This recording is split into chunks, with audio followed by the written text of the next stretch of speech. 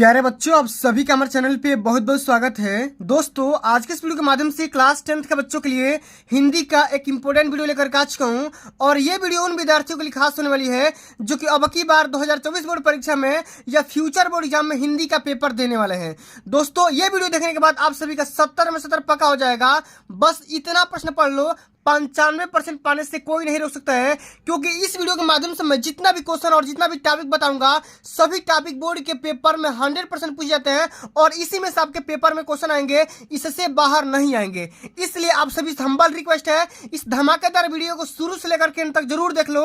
Video को like कर देना, शेयर कर देना, अगर चैनल पर नए हो तो सब्सक्राइब भी जरूर कर देना, ठीक है। और अब की बार का हमारा टारगेट है कि 95% मार्क्स पक्का अचीव करेंगे, तो जब तक तोड़ेंगे नहीं तब तक छोड़ेंगे नहीं, ठीक है। तो आइए दोस्तों, इस धमाकेदार वीडियो को एक धमाकेदार मोटिवेशन के साथ स्टार्ट करेंगे कि रख हौसला वो मंजर भी आएगा। अरे रख हौसला वो मंजर भी आएगा, प्यासे के पास चलकर समंदर भी आएगा, थक कर न बैठ ए मंजिल के मुसाफिर, मंजिल भी मिलेगी और मंजिल मिलने का मजा भी आएगा, ठीक है। तो अब की बार जो हमारा बोर्ड का पेपर होने वाला है, सब कुछ पैटर्न बदल चुका है। तो 2024 परीक्षा के पॉइंट है, उस समय आप सभी वो सारे पॉइंट और वो सारे क्वेश्चन और वो सारे टॉपिक बताने वाला हूं जो कि बोर्ड के पेपर में 100% आने वाले हैं, इससे बाहर नहीं आएंगे, ठीक है। तो दोस्तों, आप सभी को पता होगा कि जो आपका पेपर आता है ना, वो दो खंड में डिवाइड किया जाता है, ठीक है। खंड का जो होता है एमसीक्यू टाइप का होता है, बहुविकल्पी होता है, जिनको हल करने के लिए आपके पास ओएमआर आंसर शीट दिया जाता है, जिनको हल करने के लिए भरने के लिए आपके पास ब्लू या ब्लैक पेन से भरना होता है, ठीक है।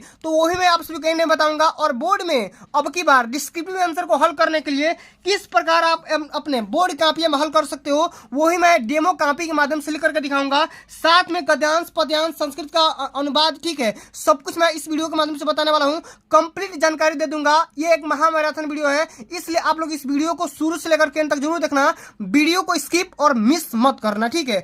आइए दोस्तों, सबसे पहले हम ये समझ लेते हैं कि जो भी हमारा खंड अ में क्वेश्चन पूछा जाता है वो कहां कहां से क्वेश्चन लाता है एग्जामिनर, ठीक है। तो मैं आप सभी से सबसे पहले आपका यही डाउट क्लियर करता हूं कि जो खंड अ में आपका सेक्शन ए में आपका क्वेश्चन पुटअप किया जाता है, ठीक, वो कहां से हिंदी का क्वेश्चन आता है, ठीक। उसके बाद हम खंड ब के सारे क्वेश्चन को हम आपको यहाँ पे उतारी, तो यहाँ पे सब कुछ आपको ओपन करने वाला हूँ, ठीक है।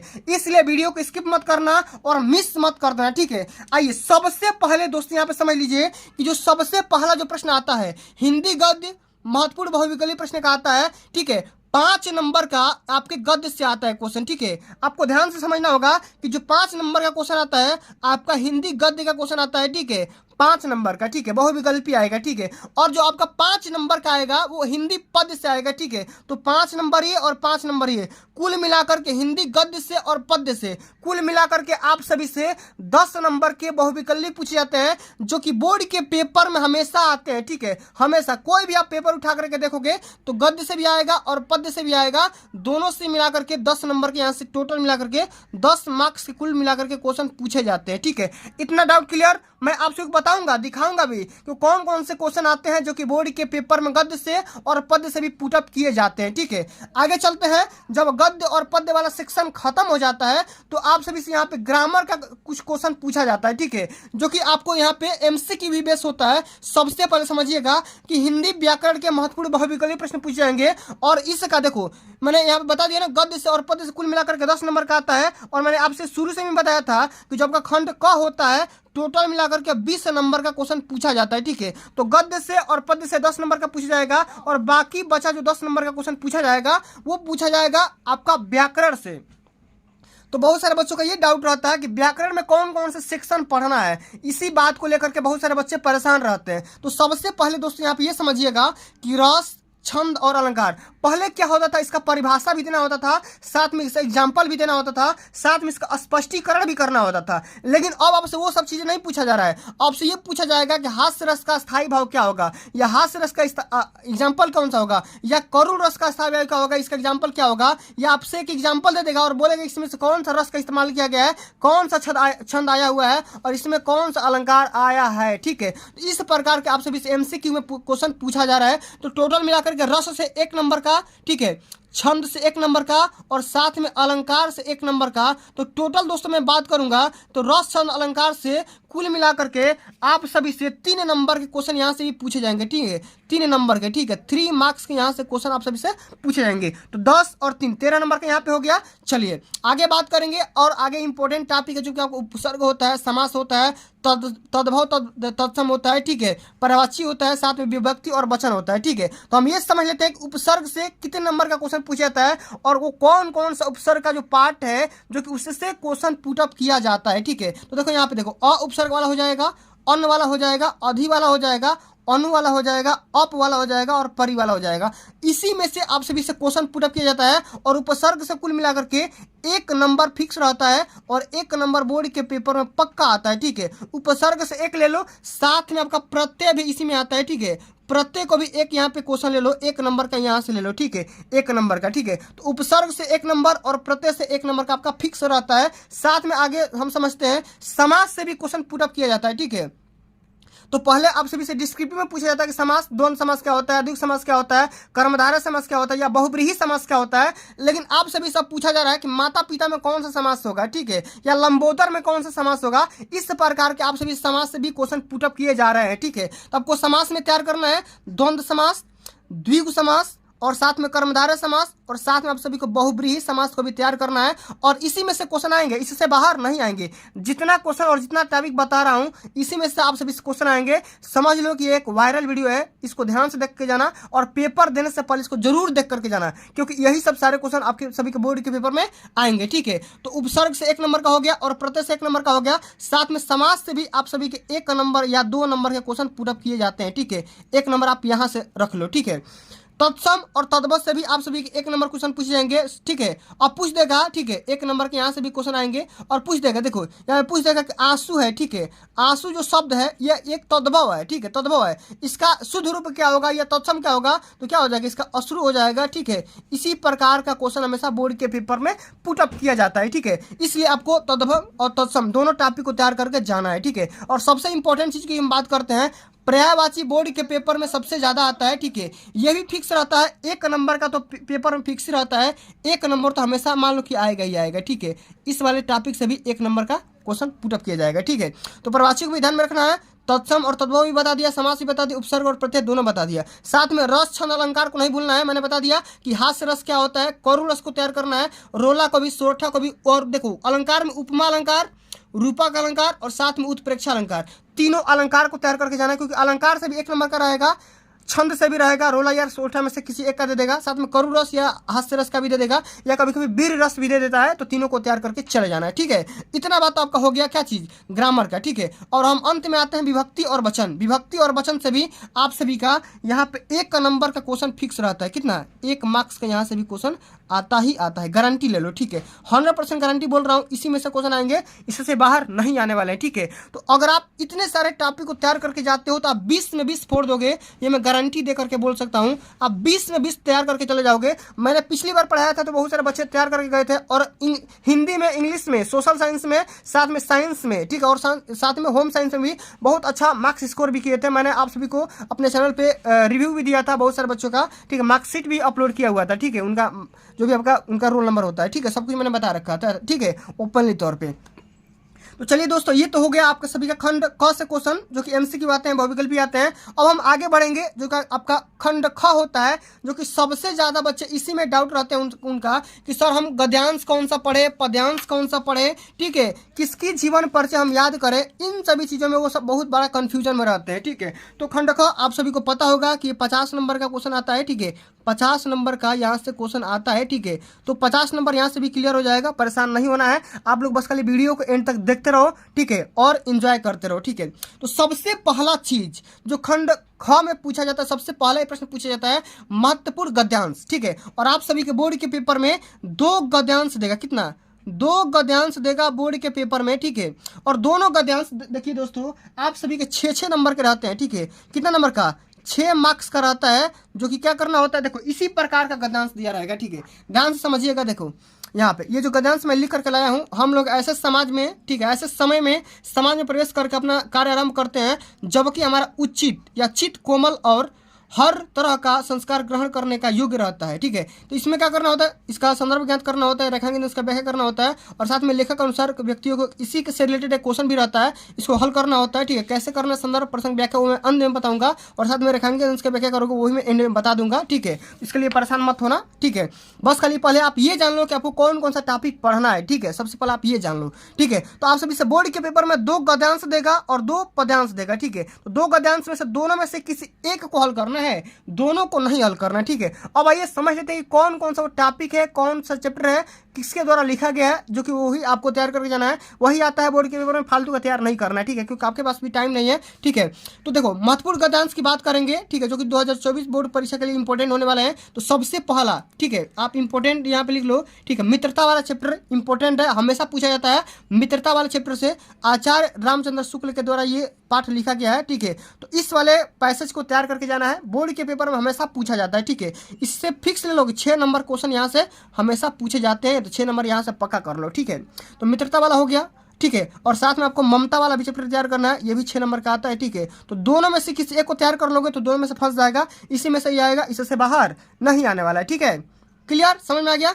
चलिए अच्छा आगे बात कर लेते हैं कि महत्वपूर्ण पद्यांश भी, जो कि 2024 में पूछे जाएंगे, ये फ्यूचर बोर्ड में पूछे जाएंगे। ठीक है, तो महत्वपूर्ण पद्यांश भी आता है। ठीक है, लेकिन पद्यांश से बहुत सारे चैप्टर हैं, तो बहुत सारे चैप्टर पे आपको ध्यान नहीं देना है, मैं जितना बता रहा हूँ उसी पे ध्यान दो। ये भी आप सभी के बोर्ड के पेपर में 6 नंबर का पूछा जा रहा है। ठीक है, तो इसको भी ध्यान में रखते हुए तैयारी करना है। ठीक है, और 6 नंबर यहाँ से अचीव करना है। ठीक है, तो सबसे पहला चैप्टर आपको पद वाला चैप्टर तैयार करना है। ठीक है, पद वाला। ठीक है, साथ में धनुष भंग, वन पथ पर, इसको भी तैयार करना है। साथ में भक्ति नीति, ठीक है, इसको भी आपको देख करके जाना है, और स्वदेश प्रेम। ठीक है, इन सभी तमाम चैप्टर को देख करके जाना है, इसी में से आप सभी के 6 नंबर क्लियर हो जाएंगे। ठीक है, और देखो बोर्ड के पेपर में 2 पद्यांश, ठीक है, 2 पद्यांश साथ में पूछे जाएंगे। ठीक है, 2 पद्यांश, दोनों क्या करना होता है, सबसे पहले संदर्भ लिखना होता है। क्या करना होता है, संदर्भ लिखना होता है, साथ में प्रसंग लिखना होता है, साथ में रेखांकित अंश का व्याख्या करना होता है। ठीक है, और एक अगर बाय द वे इसका क्वेश्चन भी पूछ जाता है इसी चैप्टर से रिलेटेड, ठीक है, उसी पैसेज से या उसी पद्यांश से रिलेटेड क्वेश्चन आ जाएगा, उसी को हल कर देना। ठीक है, इतना सारा डाउट क्लियर हो गया, गद्यांश कहाँ से आएगा, पद्यांश कहाँ से आएगा, मैंने सारा का सारा चीज़ आप सभी को पूरा डिटेल में बता दिया। ठीक है, अब ये दोस्तों हम ये समझ लेते हैं कि आप सभी लोग देखो बोर्ड के पेपर में हमेशा जीवन परिचय आता है। ठीक है, क्या चीज़ आता है, जीवन परिचय। तो देखो बहुत सारे बच्चे डाउट में रहते हैं कि सर मेरे पास टाइम तो बहुत कम है, लेकिन हम किस चीज़ का या किस लेखक का या किस कवि का जीवन परिचय तैयार करके जाएं ताकि हमारा बोर्ड के पेपर में वही आए और फालतू की चीज़ें हम नहीं तैयार करके जाएंगे। ठीक है, तो देखिए जीवन परिचय तैयार करने का बेस्ट तरीका क्या है, देखो सबसे पहले आपको उसका नाम तैयार करिए, उसके पापा का नाम तैयार करिए, उनका जन्म कहाँ पे हुआ है, ठीक है, उनकी कितनी पढ़ाई लिखाई हुई ये तैयार करिए। ठीक है, साथ में उनकी कृति या रचना, ठीक है, जन्म मृत्यु आपको तैयार कर लेना है। ठीक है, मैंने ऑलरेडी बता भी रखा है कि जीवन परिचय कैसे लिखना है, कवि का जीवन परिचय कैसे लिखना है, लेखक का जीवन कैसे परिचय लिखना होता है, सब कुछ मैंने ऑलरेडी बता रखा है। ठीक है, तो इंपॉर्टेंट यहाँ पे जीवन परिचय बता दे रहा हूँ, जो कि बोर्ड के पेपर में हमेशा, ये देखिए दोस्तों, ये हमेशा 5 नंबर में पूछा जाता है। कितने नंबर में, 5 नंबर में। 3 नंबर जीवन परिचय लिखोगे तो मिलेगा, साथ में 2 नंबर इनका कृतियाँ लिख दोगे तो यहाँ से मिल जाएगा। ठीक है, तो 3 2 5 नंबर यहाँ से मिल जाएगा जीवन परिचय में। ठीक है, सबसे पहले आपको आचार्य रामचंद्र शुक्ल का तैयार करना है, साथ में आपको जयशंकर प्रसाद का भी तैयार करना है, और डॉक्टर राजेंद्र प्रसाद का भी तैयार करना है। तो तीनों को तैयार करके चाहिए, तीनों में से फिक्स है, गारंटी दे रहा हूँ, 100% गारंटी है, चैलेंज है कि इसी में से आएगा बोर्ड के पेपर में, इससे बाहर नहीं आएगा तो नहीं आएगा। ठीक है, इस बात को ध्यान में रखना है। जीवन परिचय भी हो गया।